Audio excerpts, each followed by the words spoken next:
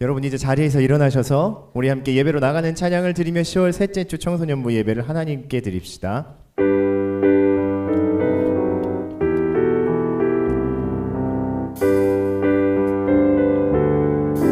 지존하신 주 이름 앞에, 지존하신 주님 이름 앞에 모두 무릎 꿇고 다 경배해. 거룩하신 주님 보좌 앞에 엎드려 절하세.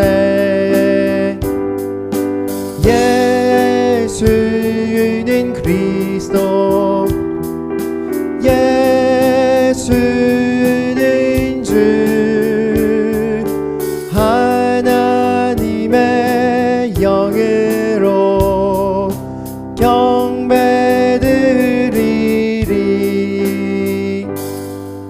우리 사도신경으로 우리의 신앙을 함께 고백할까요? 나는 전능하신 아버지 하나님 천지의 창조주를 믿습니다.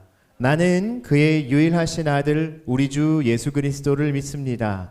그는 성령으로 잉태되어 동정녀 마리아에게서 나시고 본디오 빌라도에게 고난을 받아 십자가에 못 박혀 죽으시고 장사된 지 사흘 만에 죽은 자 가운데서 다시 살아나셨으며 하늘에 오르시어 전능하신 아버지 하나님 우편에 앉아 계시다가 거기로부터 살아있는 자와 죽은 자를 심판하러 오십니다.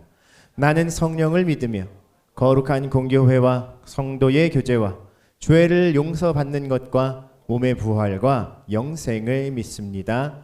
아멘. 모두 자리에 앉아주세요. 예배를 위해 고2 이찬규 친구가 기도 인도하겠습니다.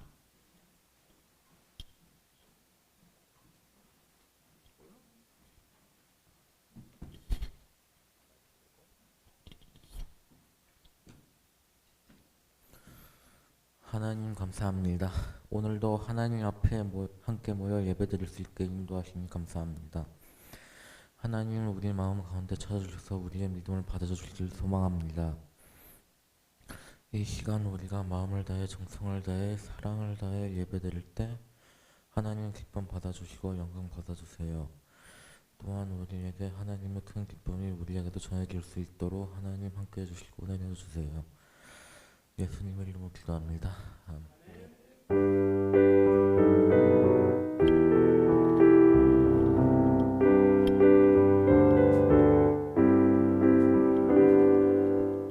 우리 시간은 서로 양옆에 있는 형, 누나, 언니, 오빠, 동생, 친구들을 축복하며 이 찬양을 하나님께 드릴까요? 너는 그리스도의 향기라.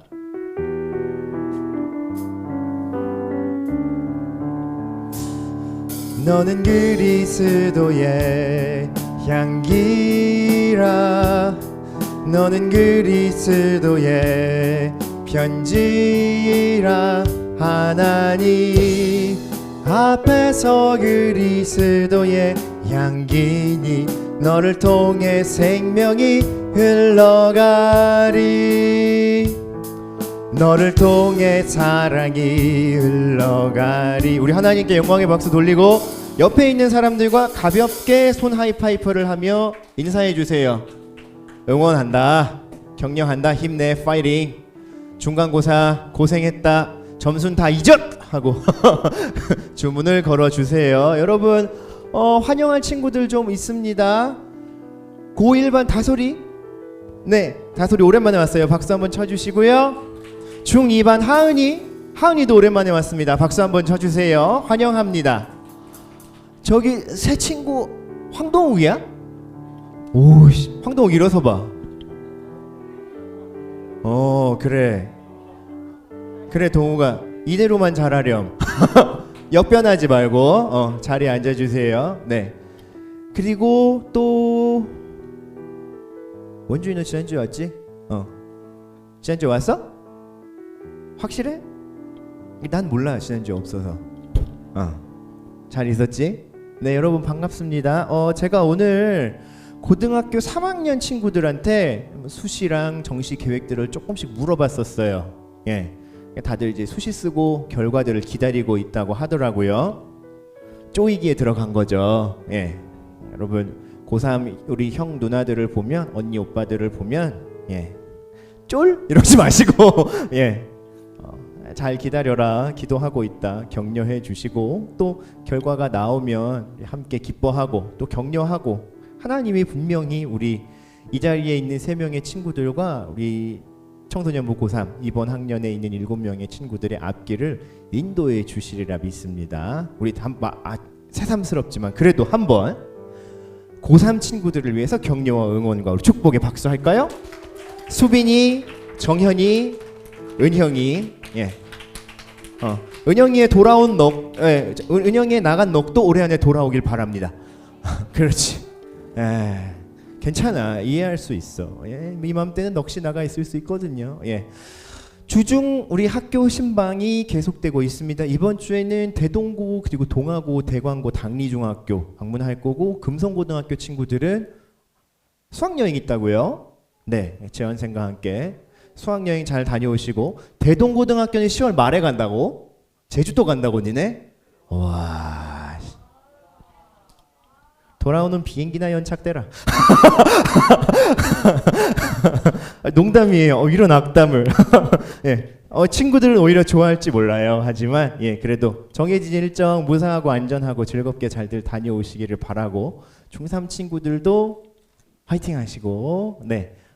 주중에 학교 신방이 있고 주보에는 계속 광고가 나갔었지만 제가 여러분에게 공식 석상에서 말씀드리는 건 처음인 것 같습니다. 우리 성민교회의 담임 목사님 홍윤기 목사님이 개인 사정으로 수술을 받으시고 회복 중에 있습니다. 이제 거의 다 회복하셨는데 교회 복귀를 앞두고 남은 이제 후유증 없이 깨끗하게 완치되시고 이전보다도 더 강건해지셔서 돌아올 수 있도록 여러분도 기억해 주시고 기도해 주시기를 바랍니다. 광고 끝. 네. 하나만 더 추가로 예고를 하자면 10월 마지막 주에 예정된 청소년부의 행사가 하나 있습니다. 뭘까요? 공과 업데이인데요. 공과 업데이인데 10월달 공과 업데이는 야외 예배로 꾸밀 예정입니다. 야외 예배로 꾸밀 예정입니다. 자세한 광고 사항은 세부 내용들이 확정되는 다음 주에 공유를 드릴 텐데 우리 친구들이 신경 쓸 일은 뭐냐면 그날 참석하시되 혼자만 참석하지 마시고 그동안 교회에 데리고 오고 싶었던 친구들을 요 시간에 맞춰 데리고 오시면 예배를 마치고 우리가 장소를 이동해서 명랑운동회 야외 예배를 하면서 서로 친교하는 시간 푸짐한 상품과 먹거리로 함께 어울릴 수 있는 시간을 가질 겁니다. 다음 주에 한 번 더 광고하도록 할 거예요. 그리고 아까 오랜만에 온 친구들 소개하는 시간에 제가 깜빡하고 까먹었는데 고2반의 김수인 오랜만에 왔어요. 네, 박수 한번 주세요. 수인이도 되게 오랜만에 왔어. 좋습니다. 자, 그럼 우리 이제 말씀을 같이 볼까요? 우리 자리에서부터 일어나셔서 빌립보서 1장 12절에서 18절의 말씀을 함께 읽도록 합시다. 말씀이 긴데요. 저와 친구들이 한 절씩 번갈아 읽으면 되겠습니다. 12절부터 형제들아 내가 당한 일이 도리어 복음 전파의 진전이 된 줄을 너희가 알기를 원하노라.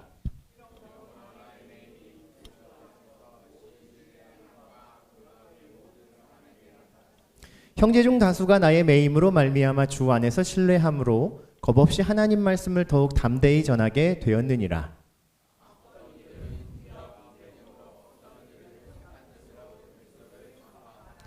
이들은 내가 복음을 변증하기 위하여 세우심을 받은 줄 알고 사랑으로 하나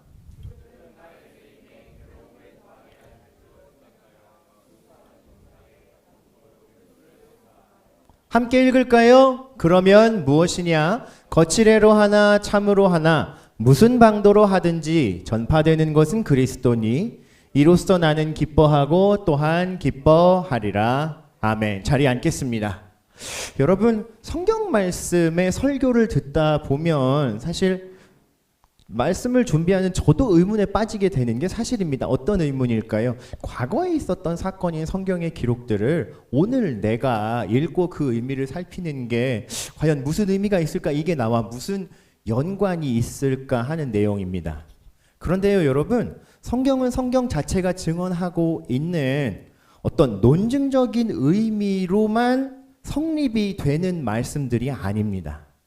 지금까지 유사 이래로 하나님의 이름 그리고 하나님의 독생자 예수 그리스도의 이름을 아는 수천, 수만, 수십, 수백만 명의 사람들이 이 말씀을 근거로 믿음을 가졌고 그 믿음 안에서 확증된 일들, 즉 하나님의 말씀이 시간과 장소를 초월해서 실제로 일어나는 사건들을 통해서 증거되고 있는, 어떻게 보면 과학보다도 문학보다도 현존하는 어떠한 학문이나 합리주의보다도 초월하여져 있는, 그야말로 현실이 검증이 되는 약속이요 능력의 말씀들이기 때문에 동서고금을 막론하고 성경의 말씀이 적용되고 일어날 수 있는 모든 장소와 그리고 그 공간들은 지금 21세기를 살아가고 있는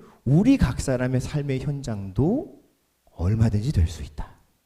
즉 빌립보서에서 사도 바울과 빌립보 교인들 사이에 있었던 말씀이 어절시고 저절시고 했네. 근데 나는 오늘 요 모양 요 꼴로 사는데 좋은 말씀이네 하고 말씀과 나의 삶을 따로 떨어뜨려 보지 마시고 그 말씀 안에 있는 변함없는 하나님의 약속과 능력의 역사가 오늘 나의 삶에도 이루어질 것이다라는 믿음의 눈으로 성경 말씀을 보는 게 중요하다. 네, 오늘은 조금 잔소리 같지만 그래도 여러분에게 말씀에 집중할 수 있는 요 포인트를 짚어드리고 우리 말씀으로 들어가 보려고 합니다. 왜냐하면 오늘 빌립보서의 이야기는 정말 특수한 상황에서 바울이 빌립보 교회에게 전했던 그들의 관계나 혹은 바울이 전하는 메시지가 굉장히 깊이 들어있는 본문이기 때문이에요. 사도 바울은요, 초대의 많은 교회들과 굉장히 깊은 관계를 맺고 있었어요. 안디옥 교회가 그랬고요, 에베소 교회도 그러했고요. 바울이 직접 세운 교회들도 정말 많았는데 그 중에 한 교회가 빌립보 교회였고 고린도 교회도 고린도 교회는 직접 세운 건 아니지만 어쨌든 그렇고 골로새 교회도 그랬고요. 디모데가 가서 양육을 했던 그리고 감찰을 했던 데살로니가 교회도 그랬었어요. 그래서 각 교회들에 보내는 이 편지에는 바울이 그 교회와 교회의 성도들에게 전하는 핵심적인 메시지 그리고 그들과 바울 사이에 있었던 사건들의 이야기가 굉장히 많이 기록되어져 있죠. 그런데 오늘 빌립보서의 말씀에는 바울이 띄엄띄엄 전하고 있지만 당시 빌립보의 교회들과 바울은 모두 알고 있었던 바울의 상황이 있어요. 바로 바울이 복음을 전하다가 감옥에 갇힌 사건이었어요. 빌립보서는 놀랍게도 기쁨의 편지라고 하는 부제목을 가지고 있습니다. 상황 자체와 굉장히 역설적인 부제목을 가지고 있는데 바울이 감옥에 갇힌 후에 그 감옥에서 감옥 생활이 너무 기뻐요. 난 정말 잘 지내고 있어. 행복하지? 여러분 모두 감옥으로 초대합니다 하고 쓴 편지는 절대 아니에요. 그죠? 그런 말을 했으면 바울이 라이또지. 그죠? 말이 안 되는 거야. 왜 기쁨의 편지가 되었는지 그 내용들을 하나하나 살펴보면 오늘 본문의 내용과 우리가 이 바울의 빌립보 교회를 향한 고백에서 오늘 우리의 삶에도 일어나기를 소망할 수 있는 하나님의 역사하심이 드러난다는 거야. 바울은 어떻게 그리고 무엇 때문에 감옥에서 빌립보 교인들이 한 일들이나 자기의 형편 처지 때문에 기뻐하노라 라고 고백할 수 있었을까? 핵심은 그겁니다, 여러분. 바울에게는요, 자신의 현재의 상황을 뛰어넘는 더 큰 목표와 그 목적이 이루어져 가고 있는, 아니 더 정확히 이야기하자면 그 목적을 자신에게 주셨고 이루어 가시는 하나님의 섭리에 대한 확신이 있었어요. 확신이 있다는 건 뭐냐면 이렇게 이루어져 가는구나 라고 하는 증거 플러스 앞으로 이렇게 이루어져 갈 거야 라고 하는 낙관적인 전망이 함께 있었다는 겁니다. 수시 쓴 친구들, 여러분이 대충 수시를 쓸 때 우리 졸업생들 포함해서요, 요 학교는 내가 수시를 쓰면 요 학교는 안전빵으로 붙을 것 같아 하는 생각 솔직히 하면서 쓰죠. 어떤 학교들은. 그죠? 그런가 하면 요 학교는 내가 잘하면 붙을 수도 있겠다. 그죠? 그런 생각을 하면서 쓰기도 해요. 그런가 하면 어떤 학교는 이런 생각하면 쓰지 않아요? 이건 안 되는 게 맞지만 내가 정말 가고 싶기도 하고 그래도 혹시나 예비로라도 합격이 되어 놓으면 내 앞에 순위들이 빠지고 빠지다가 나에게도 기회가 오지 않을까? 나 여기 정말 그러면 나한테 온 기회를 붙잡고 싶은데 라는 마음으로 쓰는 학교가 있을 거란 말이야. 그죠? 여러분도 아마 그런 과정을 거치게 될 텐데 지금 바울이 가지고 있는 확신은 어떤 의미냐 하면요. 일단 하나님께서 자신에게 주셨던 약속이 어느 정도 이루어진 걸 봤어. 근데 그 과정 자체가 자기가 생각했던 방법과는 많이 달라.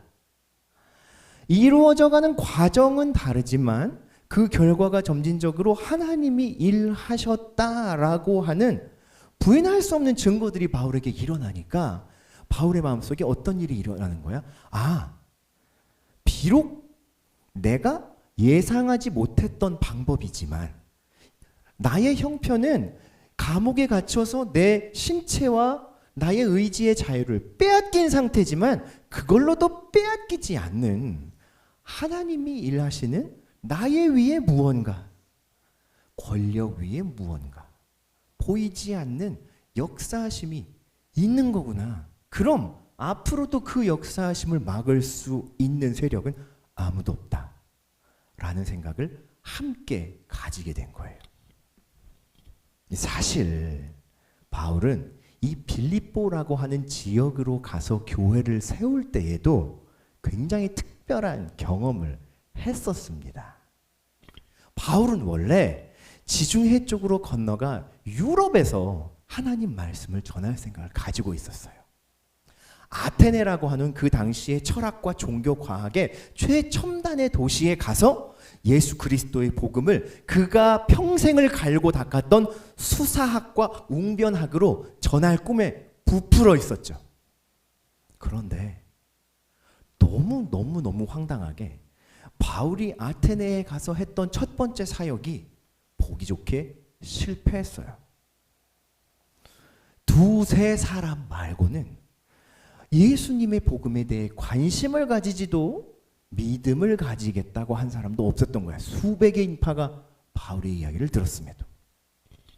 바울의 마음이 거의 낙심하고 포기하는 심정이 돼서 그는 동쪽으로 그 여정을 틀어서 첫 번째 도시인 빌립보라는 도시에 이르게 되었는데 거기서 전혀 예상하지 못했던 옷감장수 루디아라는 여인을 만나게 됩니다.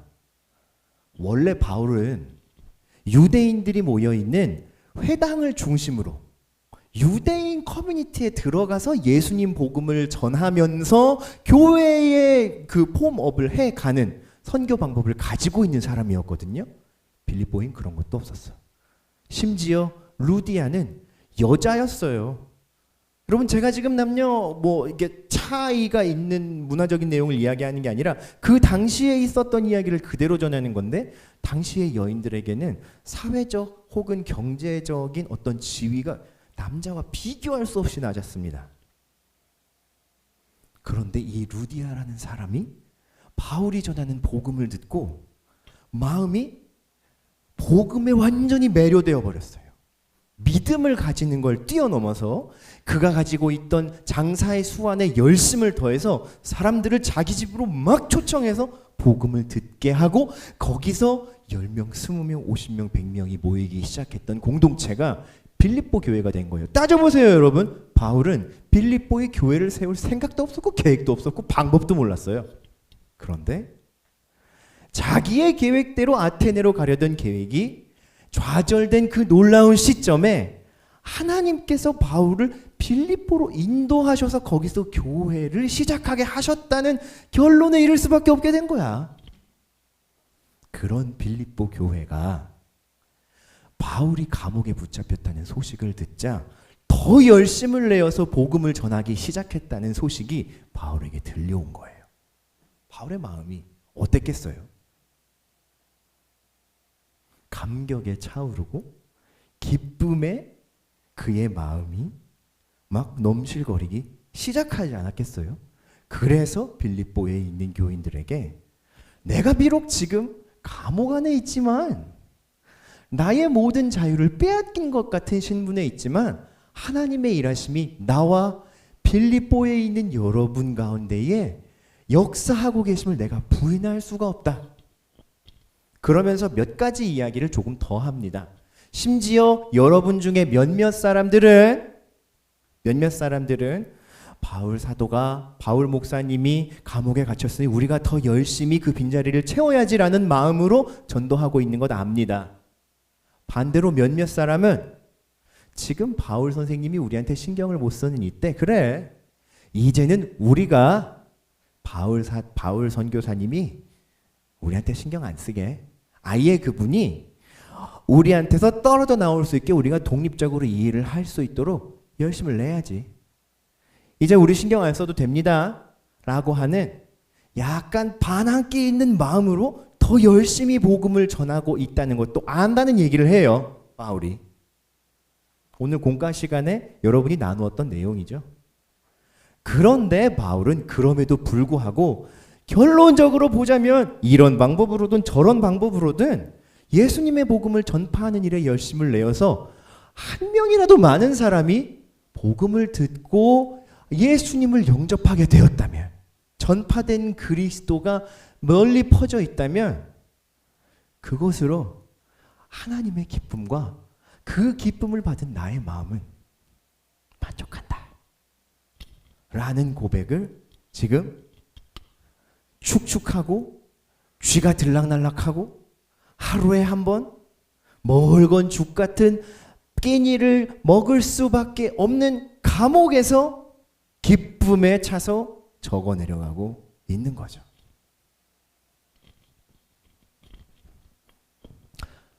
빌립보서 1장 18절의 말씀을 보면, 그래서 말씀은 이렇게 기록을 하고 있어요. 그러면 무엇이냐, 거칠애로나 참으로나 모든 방도로 전파되는 것이 그리스도니 이로써 나는 기뻐하고 또한 기뻐하리라. 기뻐할 수 없는 상황에서 기뻐함을 말하는 것. 오늘 서두에 이야기했듯 자신의 상황을 뛰어넘는 하나님의 일하심이 지금 바울 자신과 빌립보 교회에 일어나고 있다는 사실을, 그것도 복음이 전파되며 사람의 인생이 변화되는 놀라운 일들이 일어나고 있다는 사실을 바울은 고백하고 있었기 때문이에요. 여러분, 저는요, 복음이 전파된다라고 하는 사건에 대해서 몇 가지 재미있는 간증을 가지고 있는데, 그 중에 생각나는 사람이 제 주변에 있었던 사람 2명 정도, 그리고 유명한 작가의 회심 이야기를 떠올리게 돼요. 첫 번째 사람은 지금부터 한 20여 년 전, 한 18년 전, 그죠? 18년 전이면 언제야? 내가 지금 25살이니까 한 7살 때쯤. 그래, 웃고 넘기면 돼. 심각하게 받아들이지 마. 여러분, 내 딸이 11살이야. 그럼 내가 뭐 애를 몇 살에 낳겠어? 농담이야, 농담. 한 18년 전, 2번째로 전도사 사역을 했을 때 서울에 있는 어느 교회에서 겪었던 고등학생과, 지금은 나이가 거의 뭐 저랑 비슷하겠죠. 저보다 조금 어리겠죠. 예. 그 친구가 생각나. 제가 그때 중등부 전도사였거든요. 중등부 전도사였는데, 이 친구는 엄마 아빠 다 교회에서 직분을 맡고 계셔. 근데 이 친구가 9시 예배인데 아침 8시 10분에 엄마 아빠랑 같이 차를 타고 와. 남자친구인데 키가 한 180, 한 5, 6쯤 돼. 이렇게 짧은 반바지를 입고 쫄티를 딱 입고 핸드폰 하나 딱 들고 와서 교회 장의자 뒤에 딱 앉아. 8시 10분에 이러고 앉아. 그래서 이렇게 나를 불러. 전도사님 일로 와봐요. 이러고 날 부르는 거야. 전도사님 일로 와봐요. 그럼 난 가야지. 어떻게? 잘 왔어? 이러고 가까이 가잖아. 그러면 주머니에서 1,000원짜리 2장을 이렇게 꺼내서 나한테 줘. 그러면서 이 친구가 뭐라 그러냐면, 전도사님 편의점에서 담배 한 갑만 사주면 안 돼요? 담배 한 갑만 사달라고요. 돈 줄 테니까. 얘기하는 거야. 이제 내가 거기서 친구야 너의 아빠를 치우렴. 이 새끼야 교회는 뭐하러 왔니? 하고 그 친구를 거부하면 그죠? 이 친구는 진짜로 교회에서 사실은 받아줄 사람이 아무도 없는 거야. 반 선생님도 이 친구가 핸들이 안 돼. 부모님은 되겠어? 될 리가 없다고. 그 와가지고 예배 잘 드리고 식당 가서 밥 제일 먼저 먹고 그 또 가지고 또 그런 친구들 특징이 어른들한테 인사는 엄청 잘해요. 안녕하십니까 하고 밥 제일 많이 먼저 먹고 교회 뒤로 딱 가서 어디서 얻었는지 담배를 딱 물고 담배를 피우기 시작해. 교회 뒤편 주차장에서. 그러니까 자기 부모님 보라고 그러고 있는 거야. 자기 부모님 보라고.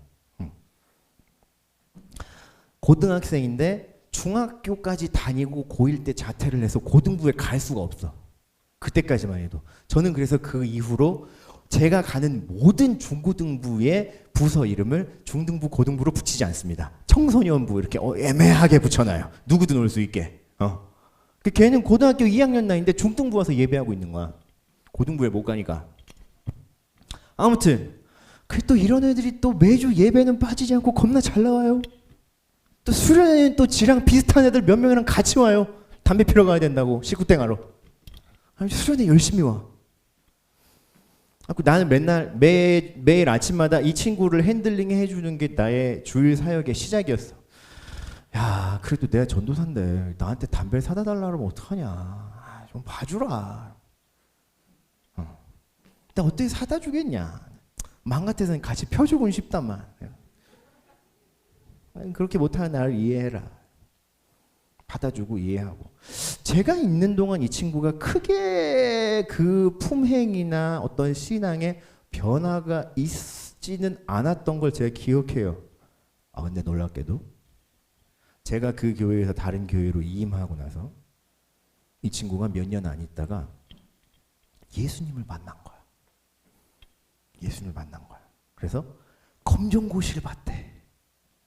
그리고 고등학교 졸업고시를 보고 이 친구가 그 보통 이렇게 끝자락으로 이제 그죠? 반대급부로 반항기를 가지고 끝자락으로 가던 친구들이 시계 반대 방향으로 틀면 어떻게 돼요?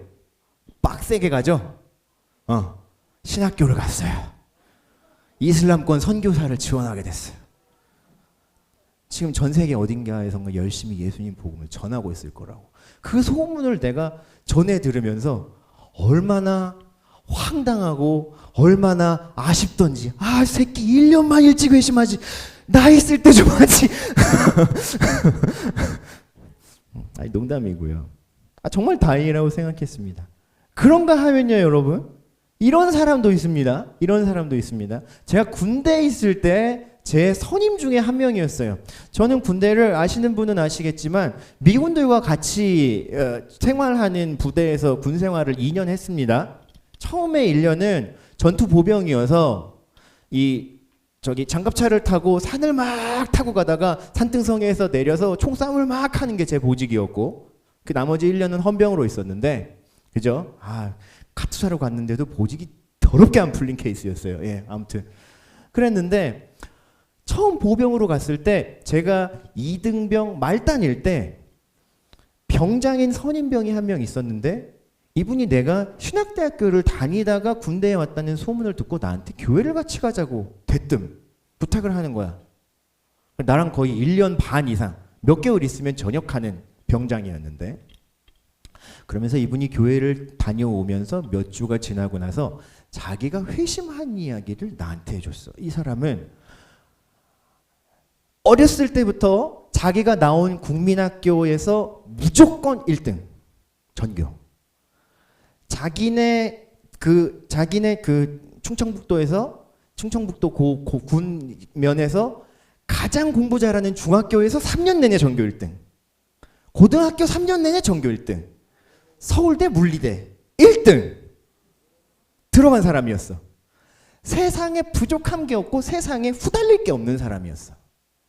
연구하면 몇 개만 하면 그리고 심지어 대학교 2학년 때 대학원 조교들을 뛰어넘어서 교수님이 주는 원서 번역 알바를 할 정도로 언어적으로도 정말 천재적인 사람이었거든. 군대를 온 거야. 근데 이 사람이 군대 와서 처음으로 꺾이는 경험을 한 거야. 자기 뜻대로 안 되는 게 있거든.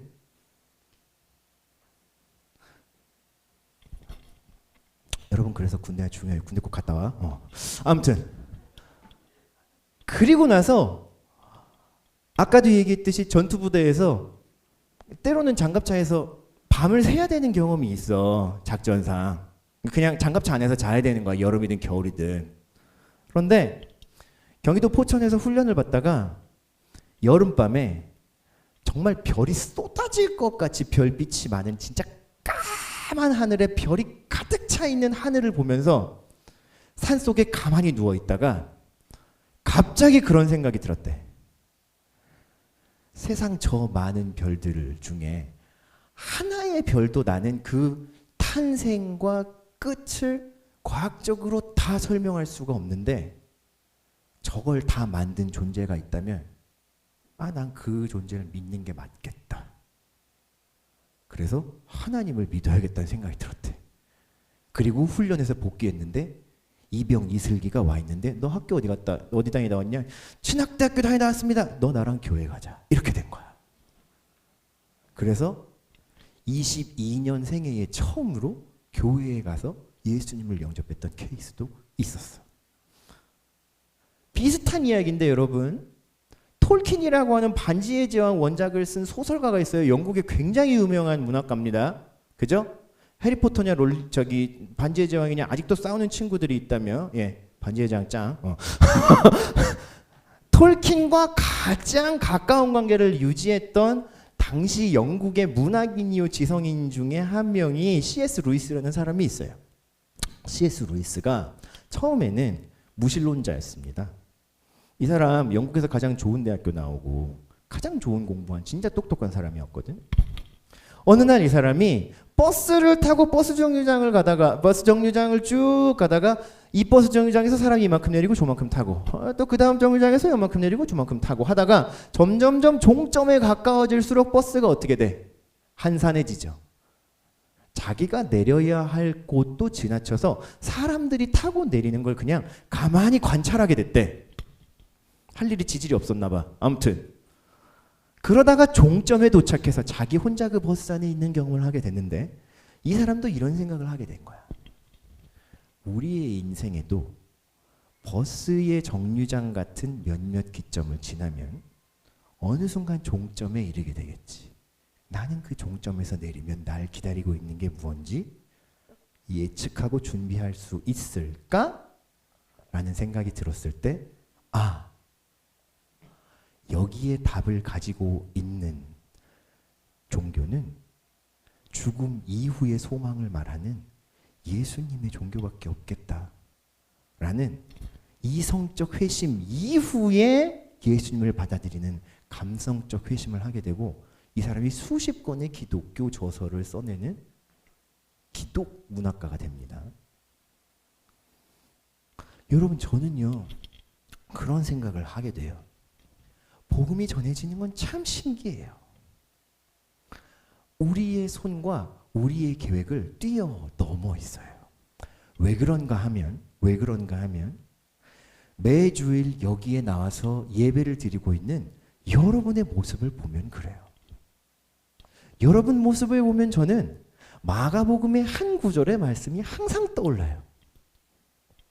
예수님이 하신 비유의 말씀인데 천국은 어떤 모습과 같느냐? 농부가 밭에 뿌려놓고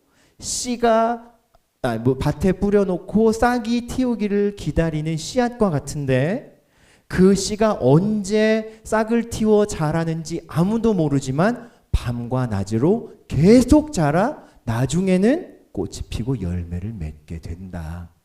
그것이 하나님 나라의 모습과 같다라는 말씀이에요. 우리는 여러분의 삶이 그리고 여러분의 믿음이 막 빨리 자라나기를 기대하는 것 같아. 어른들을. 어느 날 갑자기 말씀 한 번에 수련회를 한번 갔다 오면 신방을 받고 나면 그런데 그렇지 않거든? 그런데 시간을 오래 두고 보잖아? 여러분의 모습이 매주 예배를 나오고 주중에 신방을 받고 선생님들과 만남을 가지고 이번 주 잘 지냈니? 무슨 일 있었어? 머리가 바뀌었네? 안경을 새로 했네? 렌즈를 꼈네? 옷이 바뀌었네? 네. 어쨌든 그렇게 알콩달콩 교제하는 가운데 하나님께서 여러분 각 사람의 성정과 시절에 맞는 성장과 변화를 허락하신다는 걸 여러분이 자라나는 모습을 오래 두고 보면서 확신하게 돼. 여러분 어떻게 생각하세요? 빌립보서에 있는 상황을 뛰어넘는 바울의 믿음과 확신은요, 여기에 앉아있는 저와 여러분 모두가 증인이 되는 오늘도 역사하시는 하나님 역사의 원리가 되는 거예요. 여러분의 모습이나 여러분의 마음에 눈에 띄는 변화와 성장이 있지 않다 하더라도 여러분이 여러분의 길이 하나님 안에 나 있음을 믿고 그 길을 떠나지 않는 이상, 옆 친구와 인사하는 게 아직 좀 쑥스럽고 어색하고 수련회에 가서 소리를 높여 찬양하고 찬양 인도 시간에 박수를 치며 응답하는 게 아직은 조금 낯설어도 그 모습이 조금씩 조금씩 스스로 자라나는 씨앗의 모습처럼 하나님이 인도하시는 모습이 되어가고 있음을 여러분의 스스로의 모습을 보고 증거 삼으실 수 있기를 바라요. 그리고 그 하나님이 나의 삶에 역사하실 것이고 내 주변 사람들에게도 이 복음을 전해가는 하나님의 일을 이루실 것을 의심하지 않는다면 머지않아 우리는 보게 될 겁니다. 하나님이 이루실 놀라운 기쁨의 일들을, 그 기쁨이 여러분과 저와 함께 하기를 주님의 이름으로 기원합니다. 기도하겠습니다. 하나님 감사합니다. 오늘 허락해 주신 은혜의 말씀을 통해 이제 우리도 우리가 증인이 되는 하나님이 역사하시는 증거를 나의 믿음의 성장과 나의 마음의 변화를 통해 얻기를 원합니다. 하나님, 우리 성민교회 청소년부 한 사람 한 사람과 선생님들을 축복하여 주십시오. 밤이 낮이 수일 수년 지나는 가운데에 놀랍게 자라나는 씨앗과 열매와 채소와 과일 곡식처럼 우리도 하나님께 감사하며 열매 맺는 삶을 살아가도록 성장하고 성숙해 갈 수 있는 믿음을 허락하여 주십시오. 매주일 이 자리에서, 삶의 자리에서 하나님 말씀을 따르며 하나님을 의지할 때에 그러한 삶을 허락하여 주실 줄을 믿습니다. 감사드리며 예수님 이름으로 기도합니다. 아멘. 이 시간은 우리 준비한 예물을 하나님께 드리는 시간입니다. 오늘 전국체전에 참여하는 기쁨이가 참석을 못했어요. 네. 혹시 괜찮으면 다음 주에 헌금위원을 맡은 두 친구가 미리 오늘 헌금위원을 섬겨주시고 그 다음으로 넘어가주면 어떨까요? 네, 수인이와 명언이 헌금위원을 부탁합니다. 나는 예배자입니다. 찬양하며 준비한 예물을 드리겠습니다.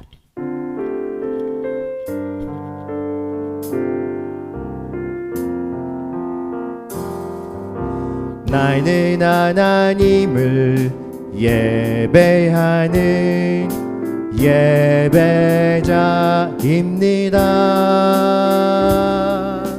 내가 서 있는 곳 어디서나 하나님을 예배합니다. 내 영혼 거룩한 은혜를 향하여 내 마음 완전한 하나님 향하여 이곳에서 바로 이 시간 하나님을 예배합니다. 모두 자리에서 일어나 주십시오. 드려진 헌금 위에 기도하고 축도하겠습니다. 하나님 감사해요. 오늘도 주신 은혜와 예배에 내려주신 감동과 은혜에 감사하며 이 예물을 드려요. 우리의 삶을 모두 드리는 증표이오니 기쁘게 받아주시고 드리는 우리의 손길이 거룩하신 하나님을 향하여 온전하게 즐거이 드리는 마음으로 하나님 기쁘시게 드리게 도와주세요. 주일 헌금, 11조 헌금, 감사의 헌금, 소원의 헌금, 그리고 각각 목적의 헌금들이 드려졌습니다. 하나님의 뜻에, 하나님의 일에 사용되는 도구 되게 하시고 주님께 드리는 이 귀한 손길 위에 풍성한 축복을 더하셔서 건강과 지혜 얻게 하시고 물질로 어려움 당하지 아니하도록 풍성한 은혜를 더하여 주세요. 이제는 우리 주 예수 그리스도의 은혜와 하나님 사랑과 성령의 교통하심이 주의 뜻 안에 그리고 주님의 말씀 안에 거하며 날마다 보이지 않지만 분명히 자라나가는 하나님 나라를 이루는 삶을 살기 원하는, 기쁨으로 하나님을 바라보기 원하는 사랑하는 성민, 청소년들과 선생님들의 머리 위에 이제와 영원토록 함께 계실지어다. 아멘. 예배 모임 마쳤습니다. 자리에 앉아주세요. 우리 바로 추첨하겠습니다. 오랜만이죠?